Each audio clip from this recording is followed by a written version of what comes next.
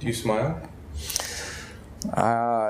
German background, what can I say? I'm from Winnipeg, Manitoba, Canada. Born from the blah. So you always go smooth when you're not taping. My name is Mohammed Robert Heft. I was born in Winnipeg, Canada, to second-generation Canadians, originally German and Irish. I'm from a small town growing up in Milton, Ontario. I call it a redneck town, or a farmer's town, depending on how you look at it. I was born into a Lutheran family. We weren't that practicing. Sunday school was something we did until about 6 years old. I don't consider ourselves overly religious. Probably we went to funerals when somebody died. We went to churches when somebody got married. And other than that, celebrating Christmas, which wasn't really a religious holiday for any of us. I'm sure to many people I was the guy that they wished they weren't, and they were glad they were not. I mean, it was, I wasn't leading a very healthy lifestyle, and I wasn't going very many places with my thinking or my strategies. Some people will say, oh, well, you weren't that bad, but, I wasn't that good. I accepted Islam July 12th, 1998, and, I went through quite a bit. I went through gambling, drinking, drugs, womanizing, trying to acquire as much material wealth as possible. So I hit rock bottom and I started searching.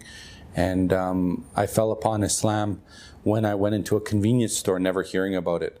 And after debating with a convenience store owner for about 3 days, by the grace and mercy of Allah, I accepted Islam. It was very important for me to have Jesus. I'd love the stories in the Bible, and then when they told me he's a prophet of God, he's better than us, he's a perfect human being, but that really set proper in my heart. And then the Quran being an owner's manual, a way to live, it was amazing because I was looking for structure. One of the concerns was that I wouldn't be able to convince my family that I had made a good decision, but I mean, over the years, obviously it wasn't a phase, and they see that from my actions. I was willing to take everything that came with that decision. The main thing for me, without a doubt, was the oneness of God. I mean, I was into mathematics. I was playing the card game Euchre in grade 3. I was in special classes for math. And the way it works out mathematical for us as Muslims through theology, I mean, believing in God and His attributes, and that God exists eternally or pre-eternally, without a place and without a size, without a shape. I mean, it was amazing that the fact that we are the only religion that believes that God is not inside of something. We don't have to put God somewhere to believe in Him. We believe in God out of necessity.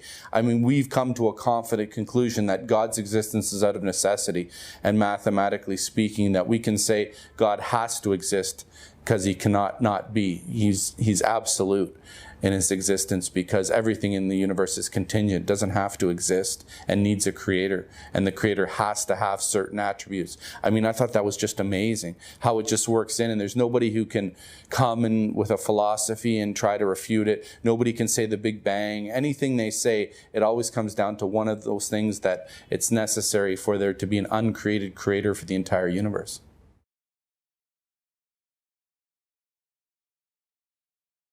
If you think you have a better formula than Islam, there's no use wasting your time accepting Islam in the first place.